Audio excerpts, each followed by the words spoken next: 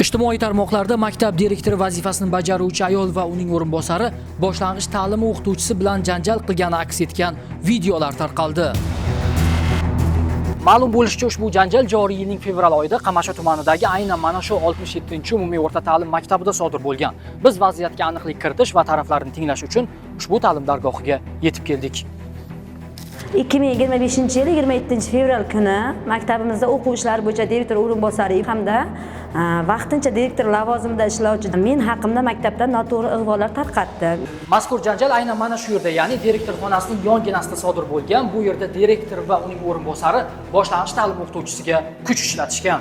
Ular o'rtasidagi tortishuv esa maktabda o'rnatilgan aynan mana shu kuzatuv kamerasiga tushib qolgan. Noto'g'ri ig'vo tarqatdilaring deb o'rtasiga oydinlik kiritish maqsadida kirganimda o'quv ishlari bo'yicha direktor o'rinbosari og'izga turmaydigan haqoratli so'zlar gapirdi. Vaqtincha direktor faoliyatini olib borayotgan o'qituvchimiz bizni janjalimizga qo'shilib ketdi. Meni xonadan urib, itarib chiqarib yubordi. Yana men eshikni ochib, nima uchun menga bunaqa nohaqlik qilasizlar deb eshikni ochganimda menga mana shu maktabimizda vaqtinchalik direktor lavozimida ishlayotgan Jalilova tashlanib ketdi va ikkalasi birgalikda urdi. Men o'zimni himoya qilishga harakat qildim. Bunda bir ikkita o'qituvchilarimiz guvoh bo'ldi. Ulardan biri Sherova Fayoza shuncha tortib ajrataman desa ham u kishilardan ajratib ola olmadi. Men o'qituvchi xonasiga o'tirdik. Keyin bir mahal baqir-chaqir ovoz eshitilib qoldi o'qituvchilarda. Qarasak, mana bu yerda direktor o'rinbosari, direktor ikkalasi meni sudrab kirgizayotgan ekan. Sochidan ushlab olgan ikkalasi bir-birini.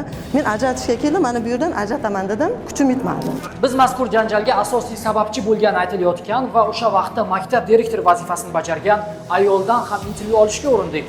Ammo u ayni kunlarda davolanish ta'tiliga chiqqan ekan. Holat yuzasidan Qashqadaryo viloyati maktabgacha maktab ta'lim boshqarmasidan tezkorlik bilan ishchi guruh tuzilib, mazkur murojaat o'rnatilgan tartib asosida o'rganilmoqda. Albatta, ta'lim tashkilotidagi yuzaga keladigan pedagoglar tomonidan murosasizliklar dars vaqti bo'ladimi, darsdan tashqari vaqt bo'ladimi, boshqarma tomonidan keskin qoralanadi.